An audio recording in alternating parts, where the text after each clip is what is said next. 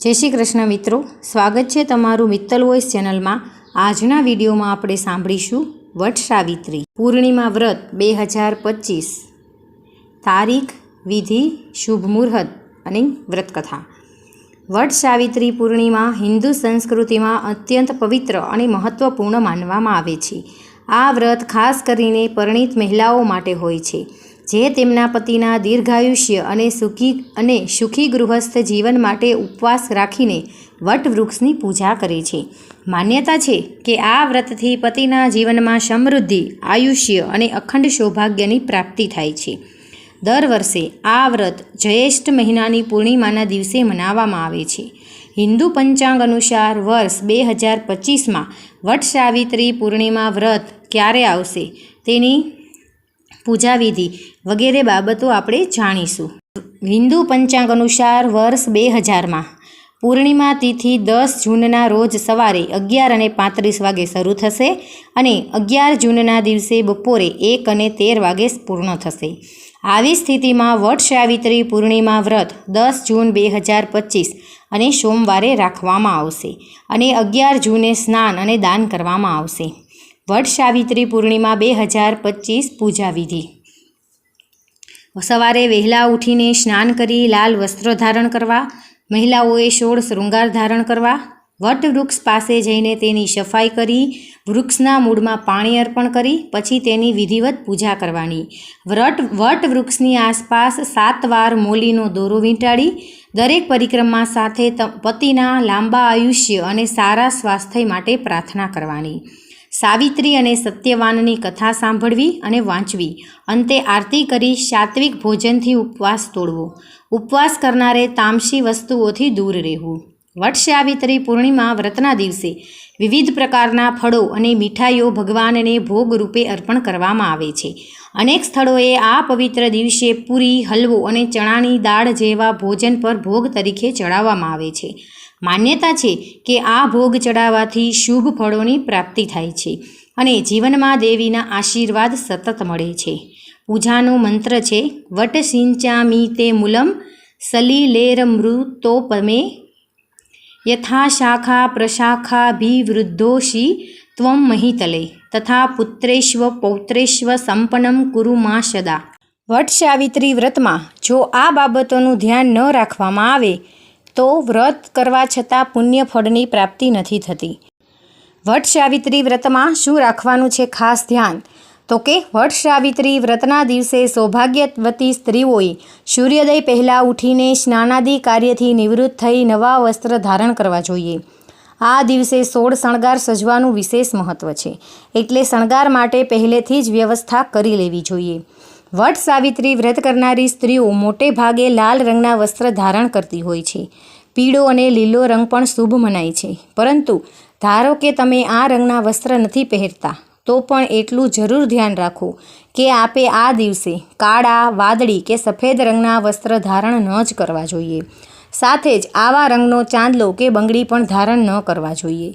What सावित्रीए नववधूनी GeM 16 शणगार सजीने स्त्रीओए सर्वप्रथम तेना सासु ससराना आशीर्वाद लेवा जोईए। घरमां जे पण वडील छे तेमना शुभ आशीषनी प्राप्ति करवी जोईए। वट सावित्री व्रत स्त्रीओ तेमना पतिना दीर्घायुष्य माटे राखती होय छे, त्यारे ए जरूरी छे के व्रतना दिवसे पोताना जीवनसाथी साथे कोईपण मुद्दे वाद विवाद के झगड़ो न करवो जोईए। पति पत्नीए एकबीजा साथे सारूं वर्तन राखवुं जोईए। वट सावित्री व्रतना दिवसे कोईपण प्रकारनुं खोटुं कार्य न करवुं जोईए तथा कोईनी पण साथे छळ कपट न करवुं जोईए। आ व्रत मन, वचन अने कर्मनी शुद्धता माटे करवामां आवे छे। मनमा कोईपण प्रकारनो नकारात्मक विचार लाववाथी व्यक्तिने ते व्रतनुं शुभ फळनी प्राप्ति थती नथी। व्रत करनारे ब्रह्मचर्यनुं पालन जरूरथी करवुं जोईए। वट सावित्री व्रत में वृक्ष वगर आ व्रतनी पूजा केवी रीते करवी तो के वट सावित्री व्रतना दिवसे वडना वृक्षनी पूजा करवानुं विशेष महत्व छे। जो तमे वट सावित्री व्रतना दिवसे वडनुं झाड न मळे तो उपवासना एक दिवस पहला वडना झाड़नी डाળી लो अने तेने विधि मुजब तेनी पूजा करो। जो तमने व्रत वृक्षनी डाળી के झाड़ न मळे तो स्त्रीओए घरमां तुलसीना छोड़ने वट वृक्ष मानीने तेनी बधा नियमोनुं पालन करी अने पूजा करवी जोईए। વટ સાવિત્રી વ્રતનું મહત્ત્વ તો કે આ દિવસે ઉપવાસ કરવાથી અખંડ સૌભાગ્યની પ્રાપ્તિ થાય છે. આ ઉપવાસ બાળકો મેળવવા માટે પણ કરવામાં આવે છે. આ શુભ દિવસે વટ વૃક્ષની પૂજા કરવાથી તમામ મનોકામના પૂર્ણ થાય છે. આ દિવસે પૂજન કરવાથી યમ દેવતા પ્રસન્ન થાય છે. જેઠ મહિનાની અજવાળી 11 પૂનમ સુધી આ વ્રત કરવામાં આવે છે. અજવાળી 13 પણ આ વ્રત શરૂ કરી શકાય છે. વ્રત કરનાર પૂર્ણ શ્રદ્ધાથી ફળાહાર કરે છે.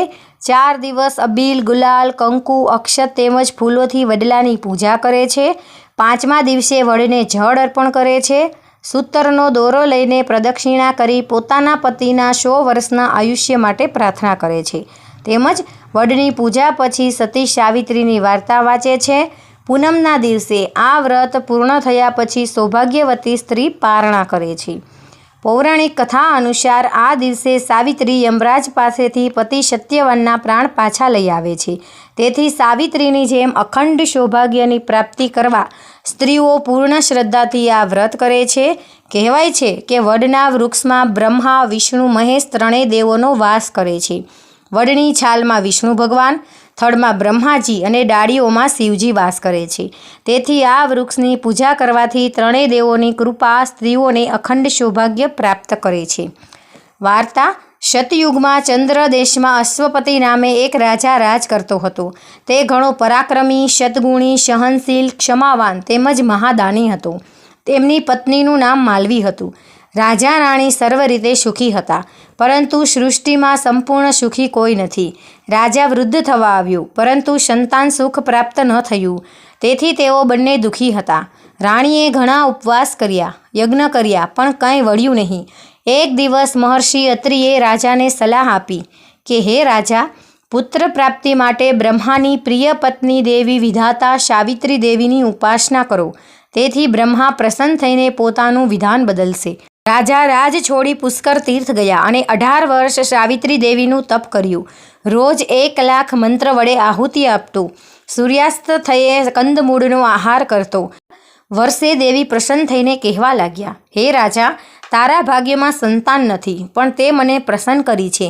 તેથી તું 100 પુત્રની ગરજ સારે તેવી પુત્રીનો પિતા બનીશ.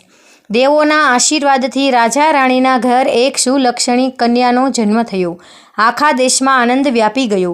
એ બાલિકાનું નામ સાવિત્રી રખાયું. જેમ જેમ વર્ષો વીતતા ગયા તેમ તેમ કન્યાનું રૂપ, લાવણ્ય પણ વધતું ગયું. દેવી જેવું રૂપ ધરાવતી સાવિત્રી સૂર્યોદયથી માંડીને શયનકાળ સુધી વ્રત, પૂજા, શાસ્ત્રપાઠ અને માત પિતાની સેવામાં જ મગ્ન રહેતી. સાવિત્રી પૂર્ણ યૌવન થઈ તો પણ માંગું ન આવતા. રાજાએ પુત્રીને દેશાટન કરી યોગ્ય વરને પરણવાની રજા આપી. સાવિત્રી રથ લઈને નીકળી અને વનમાં આશ્રમ બાંધીને રહેતા ધુમ્મતસેનના રાજાના પુત્ર સત્યવાનને પસંદ કર્યો. સત્યવાનને વરવાનો સંકલ્પ કરીને સાવિત્રી પાછી ફરી ત્યારે દેવર્ષિ નારદ અશ્વપતિ સાથે જ્ઞાન ગોષ્ઠી કરતા હતા. સાવિત્રીએ સત્યવાનને પસંદ કર્યા છે એ જાણી નારદ પણ સત્યવાનની પ્રશંસા કરવા લાગ્યા. છેલ્લે બોલ્યા, સત્યવાન તેજસ્વી, બુદ્ધિમાન અને સચ્ચરિત્ર હોવા છતાં તેનામાં એક એવો મોટો દોષ છે જે બધા ગુણોને ઢાંકી દે છે. એ બહુ જ અલ્પ આયુષ્ય છે. આજથી બરાબર 1 વર્ષે એ કાળના મુખમાં સપડાશે. આ સાંભળીને રાજા રાણી હેપતાઈને સાવિત્રીને મનાવવા લાગ્યા. પણ સાવિત્રી બોલી, હે તાત, હું સત્યવાનને વરી ચૂકી છું. મારો નિર્ધાર દ્રઢ છે. હું તેને જ પરણીશ. પુત્રીની મક્કમતા જોઈ રાજા પરાણે ધુમ્મતસેનના આશ્રમે ગયા અને વિવાહ અંગે વાત કરી. ત્યારે ધુમ્મતસેન કહેવા લાગ્યા, હે રાજન, આ અંધની મસ્કરી ન કરો. હું રાજપાટ ખોઈ બેઠો છું. સગા હાથે દીકરીને કૂવામાં ન નાખો. ત્યારે રાજાએ પુત્રીના હઠની વાત કરી. આ વિવાહ સ્વીકાર કરવા કહ્યું. શુભ મુહૂર્તમાં સાવિત્રી અને સત્યવાનના ધામધૂમથી લગ્ન થયા. રાજા રાણીએ કન્યાદાન દીધું, પરંતુ દીકરી 1 વર્ષમાં વિધવા થશે એ વિચારે રાજા રાણીને કોરી ખાતો હતો. સાવિત્રીએ નારદજીના મુખે પતિના અલ્પાયુષ્યની વાત કરી. એ દિવસથી જ સાવિત્રીએ વટસાવિત્રી વ્રત શરૂ કરી દીધું. લગ્નને 1 વર્ષ થયું. સત્યવાનના મૃત્યુનો દિવસ આવ્યો. તે જંગલમાં લાકડા કાપવા જઈ રહ્યો હતો. ત્યારે સાવિત્રીએ પણ જીદ કરી અને સાથે ગઈ. જંગલમાં સત્યવાનને પીડા ઉપડી અને તે જમીન પર ઢળી પડ્યો. પતિનું માથું ખોળામાં લઈને સાવિત્રી વિલાપ કરવા લાગી. એટલામાં જ યમરાજ આવ્યા અને કહેવા લાગ્યા, હે પુત્રી, હું યમ છું. તારા પતિનું આયુષ્ય પૂર્ણ થયું છે. તારો પતિ સત્ય ચરિત્રવાન, સાચું બોલનારો અને બુદ્ધિમાન છે. તેથી હું પોતે જ તેને લેવા માટે આવ્યો છું. યમરાજે સત્યવાનના પ્રાણ ખેંચી લીધા.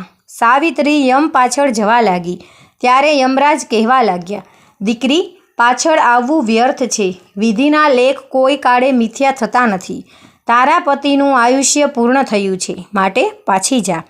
ત્યારે સાવિત્રી બોલી, હું એક પતિવ્રતા સ્ત્રી છું. મારા પતિ જશે ત્યાં હું તેમની સાથે જઈશ.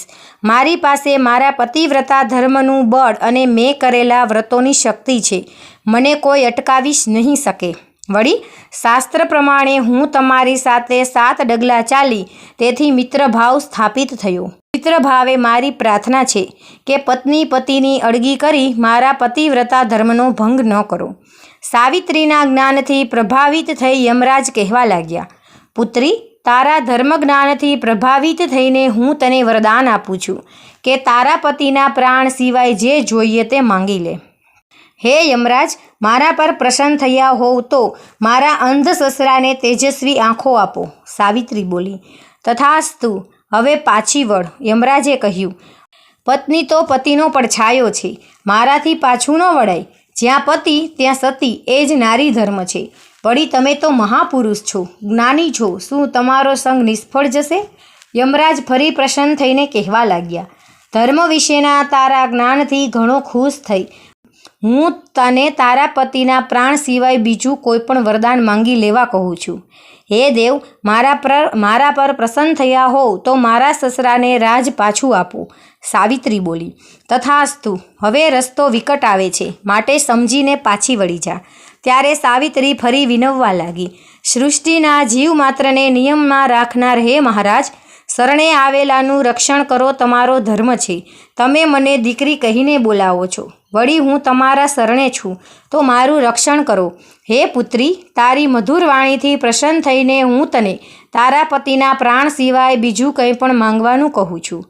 યમના પગલે પગલે ચાલતી સાવિત્રી બોલી, મારા માતા પિતાને મારા સિવાય બીજું કાંઈ સંતાન નથી. તમે પ્રસન્ન થયા હો તો તેમને 100 પુત્રો આપો, જેથી તેમનો વંશવેલો હંમેશા ચાલુ રહે. તથાસ્તુ, યમરાજ બોલ્યા.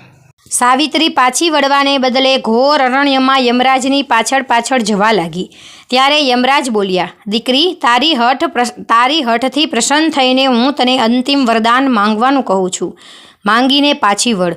ત્યારે સાવિત્રી બોલી, હે તાત, મારા પર પ્રસન્ન થયા હોવ તો હું 100 પુત્રોની માતા બનું તેવું વરદાન આપું. તથાસ્તુ, યમ બોલ્યા અને આગળ વધવા લાગ્યા. ત્યારે એ બોલી, હે ધર્મના જાણકાર દેવ, પતિવ્રતા સ્ત્રીના પતિનો પ્રાણ તમે લઈ જાઓ છો. હવે કઈ રીતે તમારું વરદાન ફળશે? સાવિત્રીના ચાતુર્યથી અત્યંત પ્રસન્ન થયેલા યમરાજ બોલ્યા, હે સતી, પતિના પ્રાણ માટે તે જે ધીરજ દાખવી તેનાથી અત્યંત પ્રસન્ન થઈ હું તારા પતિને સજીવન કરું છું. આશીર્વાદ આપી યમ ચાલ્યા ગયા. સાવિત્રી પતિ નિષ્પ્રાણ દેહ પાસે આવી. પતિનું માથું ખોળામાં લેતા જ સત્યવાન ભર ઊંઘમાંથી જાગ્યો હોય તેમ આંખો ચોળતો બેઠો થયો. સાવિત્રીની આંખોમાં હર્ષના આંસુ આવી ગયા. યમના વરદાનના પ્રતાપે અંધ ધુમ્મતસેનનો આંખો મળી રાજ પાછું મળ્યું. સમય જતાં રાજા અશ્વસેન અને રાણી માલવી 100 પરાક્રમી પુત્રોના મા બાપ બન્યા. સાવિત્રી પણ ગુણવાન પુત્રોની માતા બની. હે બ્રહ્માને પ્રિયમાં સાવિત્રી, જેવા તમે સતી સાવિત્રીને ફળ્યા તેવા વ્રત કરનાર સૌને ફળજો. જય સાવિત્રી દેવી. તો મિત્રો, તમને આ વિડીયો પસંદ આવ્યો હોય તો આપણી ચેનલ મિત્તલ વોઇસને લાઇક કરો, શેર કરો અને સબસ્ક્રાઈબ કરો. જય શ્રી કૃષ્ણ.